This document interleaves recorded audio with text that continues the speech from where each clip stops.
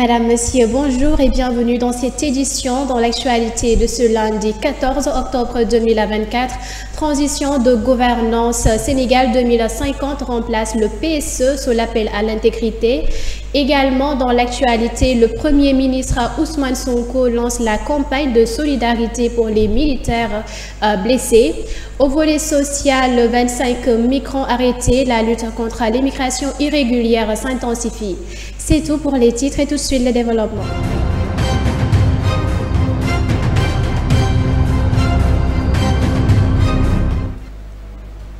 À la une, donc, transition de gouvernance Sénégal 2050 remplace le PSE sous l'appel à l'intégrité. À partir de lundi, le plan Sénégal émergent PSE sera remplacé par Sénégal 2050, le nouveau cadre économique et social. Lors d'une réunion, le président Diomaye a averti ses ministres de l'importance d'une bonne gouvernance et a insisté sur le fait qu'aucun ministre ne doit bénéficier de solidarité gouvernementale sur commet des actes de corruption. Il les a encouragés à ne pas reproduire les erreurs des anciens régimes.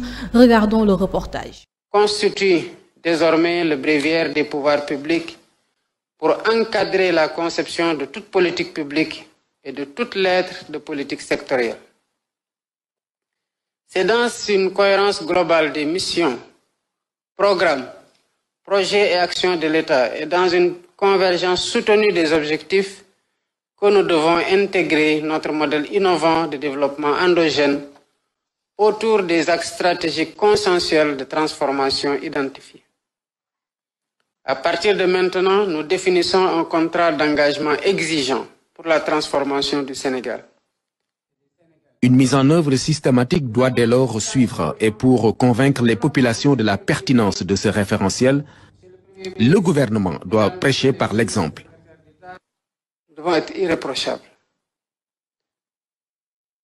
Si nous sommes pris à défaut dans le cadre de la gouvernance, le peuple sera désenchanté et ne pourra plus jamais le mobiliser. À partir de maintenant, rappelons-nous des péripéties qui nous ont amenés ici. Le Premier ministre l'a dit. Un programme, ça se défend. Des actions, ça se vulgarise. Et un gouvernement doit être solidaire dans la vérité. Si l'un d'entre nous, en toute responsabilité, en toute connaissance de cause, décide dans l'intimité de son bureau de transgresser, il ne peut entraîner personne dans une solidarité gouvernementale. Ce n'est pas notre rôle. Et nous devons tous le comprendre. C'est des choix. Ces choix-là sont à assumer par leurs auteurs. Non pas à les répartir la charge de la tâche. Nous en souffrirons certes parce que c'est tout le gouvernement qui sera attaqué. Mais nous devons tous savoir ce que nous avons découvert à nos différents niveaux de responsabilité. Nous engage à travailler à empêcher durablement que ce même schéma ne puisse se reproduire. Le président Bassirou Diomaye Faye a demandé au Premier ministre Ousmane Sonko de veiller à l'exécution maîtrisée de la tâche afin de tirer le meilleur profit. Désormais, nous entrons dans une nouvelle ère où l'intelligence économique, la veille stratégique, le suivi et évaluation systématique de nos actions, la digitalisation intégrale de nos procédures, la qualité de la dépense publique, la préservation du bien public, la transparence, la reddition des comptes et la culture du résultat seront les principes directeurs du travail gouvernemental et du fonctionnement des administrations publiques et du secteur parapublic. In fine, ce qui compte, c'est la satisfaction des citoyens usagers des services publics. Citoyens qui sont à la fois les commanditaires, destinataires et évaluateurs ultimes des politiques publiques. Mais j'ai saisi l'occasion, et là je m'arrête, pour féliciter le Premier ministre pour le travail de qualité exceptionnelle réalisé en un temps record sous sa supervision. Une supervision alerte et pointue pour élaborer la nouvelle vision stratégique de développement du Sénégal à l'horizon 2050. Le Sénégal tient donc son nouveau cadre de pilotage des politiques publiques la vision Sénégal 2050 impulsée par le président Bassirou Diomaye Faye. Nous restons toujours dans le cadre politique. Le Premier ministre Ousmane Sonko a lancé hier la campagne de solidarité des armées. Le Premier ministre Ousmane Sonko a lancé la campagne des solidarités des armées pour soutenir les militaires blessés et mutilés. Il a appelé au peuple de s'engager dans cette initiative. Reportage. Monsieur le général de division, inspecteur général des forces armées, monsieur le vice-amiral, chef de l'état-major particulier, de son Excellence, Monsieur le Président de la République, Monsieur le Général de Brigade, commandant la Brigade nationale des sapeurs-pompiers, Madame, Messieurs les officiers généraux, Monsieur le Colonel, commandant la zone militaire numéro 1, Monsieur les officiers, sous-officiers et militaires de rang, et militaires du rang, chers grands anciens, mesdames et messieurs, chers invités à vos rangs, titres et qualités. Tout à l'heure, après la projection du film, je me suis retourné vers monsieur le Semga pour lui poser la question de savoir est-ce que ce film serait projeté à la télévision nationale et dans tous les autres médiums.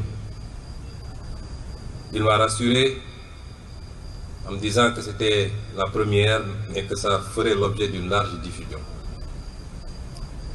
J'ai posé cette question parce que les Sénégalais aiment leur armée nationale.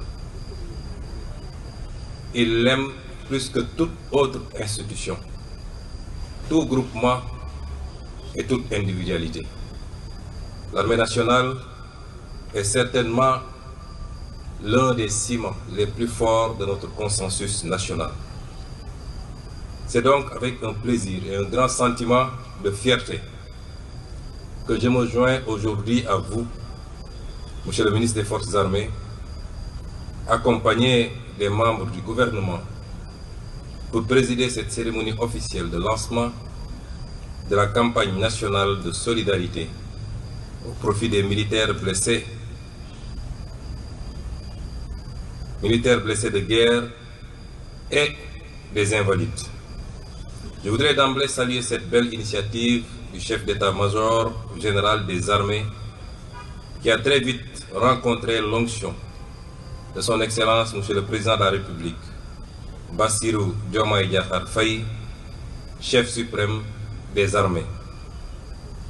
En effet, cette activité majeure qui nous réunit aujourd'hui est au cœur de sa vision et de l'engagement du gouvernement au service de nos concitoyens.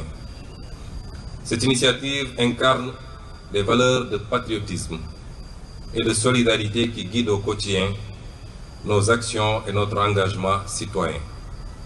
En vérité, elle est un événement national traduisant la reconnaissance de la nation toute entière envers ces dignes filles et fils qui, aujourd'hui, sont blessés ou malades en défendant la patrie.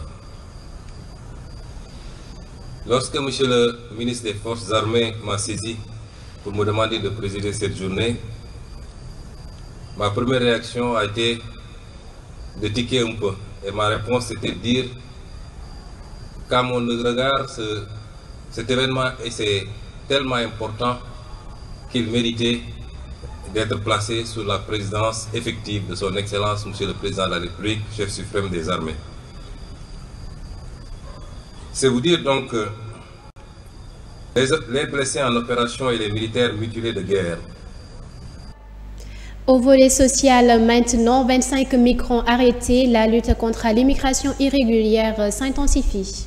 La brigade Fimela a arrêté un véhicule de Gambie transportant 25 migrants en route pour une pirogue à Nangan dans le cadre d'une lutte contre la migration irrégulières. Les autorités prévoient leur rapatriement et souhaitent également démanteler les réseaux de passeurs.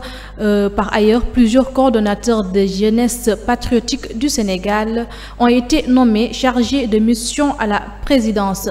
Toute autre chose, nous allons parler de cette affaire d'infanticide qui a fait la une dans le quartier de Thiély-Nord. À Linguère, une jeune fille de 15 ans a accouché seule dans sa chambre et a tué son bébé en l'étranglant. À Linguère, une adolescente de 15 ans a été accusée d'infanticide après avoir étranglé son nouveau-né avec un foulard. Le corps a été découvert par sa mère qui est allée alerter les autorités. L'adolescente est alors interpellée. Son petit ami a également été arrêté pour viol suivi de grossesse sur mineur. L'enquête suit son cours. On passe maintenant à l'actualité internationale. Benjamin Netanyahou appelle au retrait des casques bleus au Liban. Israël a demandé le retrait des casques bleus à Finoul, dans le sud du Liban. Le Premier ministre Benjamin Netanyahou a fait cette demande après que plusieurs membres de l'ONU ont été blessés, dont 2 par des tirs israéliens. Il a exprimé ses regrets et a conseillé au secrétaire général de l'ONU, Antonio Guterres, de retirer les forces dangereuses. Regardons le reportage. Le ministre Benjamin Netanyahou, ce dimanche, intervient après qu'au moins 5 membres des forces de maintien de la paix de l'ONU ont été blessés ces dernières 48 heures, dont 2 par des tirs israéliens avérés. ואנחנו עושים כל שביכולתנו כדי למנוע פגיעה זאת. אבל הדרך הפשוטה והמתבקשת כדי להבטיח זאת היא פשוט להוציא אותם מאזור הסכנה. Mr. Secretary General, get the UNIFIL forces out of harm's way. It should be done right now, immediately. La veille, Tsahal a frappé plusieurs zones du sud et de l'est du Liban par des attaques aériennes. Depuis le début des opérations terrestres menées par Israël dans le sud du pays à la mi-septembre, plus de 1400 personnes ont été tuées dans des frappes, selon les autorités. Parlons à présent de l'actualité sportive qui va fermer cette édition. Pape Bouna Thiaw, le sélectionneur national par intérim de l'équipe nationale du Sénégal, s'est dit content de la victoire des Lions contre le Malawi 4-0 et salue la victoire des Lions. Après la victoire du Sénégal contre le Malawi sur un score de 4-0, Pape Thiaw souligne l'importance de la patience et l'expulsion d'un joueur adverse. Il reste aussi confiant pour le match prochain, le mardi 15 octobre 2024. Allons suivre le reportage. Qui était vraiment solide. Bon, après, une fois qu'on a eu un carton rouge, ils sont plus regroupés derrière. Voilà, c'était pas du tout facile, mais après... À la mi-temps, une fois qu'on met le premier but, à la mi-temps, j'ai demandé aux joueurs d'être patients et de faire tourner le ballon pour essayer de trouver les failles. Et ils l'ont bien fait et c'est quelque chose vraiment de bien. Et cette équipe avait besoin de ça. Voilà, après, il nous manquait juste un but, moi, que je retiens sur ce match et qui nous ferait passer premier du groupe. Mais bon, après, on a un match à jouer mardi. Maintenant, il y a des choses à corriger. Voilà, et il y a eu des très très bonnes choses et il faut féliciter aux joueurs, ils ont respecté les consignes et c'est quelque chose de bien. Merci. Les questions à présent? Oui, Malin.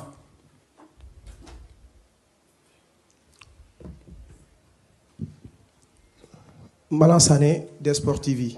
Bonsoir coach, toutes nos félicitations. L'équipe aujourd'hui, par rapport à l'animation, a proposé un 4-3-3. Dans votre tête, qu'est-ce qui a changé pour que vous changez complètement d'animation, contrairement à ce qu'on avait l'habitude de voir les autres matchs? Oui, bonsoir Malan, merci. Bon, écoutez, je me suis entretenu parce que quand même, quand tu prends une équipe, c'est important de s'entretenir avec les joueurs, faire des entretiens individuels. Bon, je les ai parlé de mon projet, de ce que je voulais. Voilà, moi, mon projet se base beaucoup sur un jeu à l'offensif et à la perte, être vraiment le premier joueur près du ballon, être là pour harceler et cadrer. On essaie de récupérer ou pousser l'adversaire à faire une faute technique et je pense qu'ils l'ont bien réussi. C'est sûr, on va me dire que l'équipe du Malawi, voilà, il n'y a pas assez de qualité, mais je pense que c'est une bonne équipe, solide. Donc voilà, et ils l'ont bien fait et je trouve que c'était quelque chose de bien pour l'équipe. Oui, Sohna, vous lui donnez le micro s'il vous plaît. Ouais. Elle est là à gauche, à votre droite plutôt. Bonsoir, félicitations coach et bonne suite. C'est un succès très précieux sur le plan comptable. Je voulais savoir qu'est-ce qui a motivé cette revue d'effectifs. Je pense que... Bonsoir déjà Sohna, excusez-moi. Et voilà, revue d'effectifs, je pense que par rapport au système que j'ai mis en place, donc j'ai mis des joueurs que je pensais, parce que quand même un entraîneur, juste tu mets en place quelque chose pour voir si ça marche après la mi-temps nous sert à changer. Donc on a mis, surtout la première mi-temps, on a vu qu'en Formose Mendy qui était plus joueur à vocation défensive, et Habib Diarra qui pouvait plus nous apporter, même si ce n'est pas un latéral, mais on a vu que ces derniers temps, il nous a beaucoup dépanné là-bas et il a montré de très très très belles choses. Aussi offensivement, il a beaucoup de qualité. Et on a mis ça et je trouve que c'est quelque chose de bien. Merci. Suivant. Oui, Ablaye Cham, vous avez levé là. Et on se quitte sur ces notes de sport. C'est donc la fin de cette édition. Merci de l'avoir suivi et excellente suite des programmes sur Télé Sénégal TV.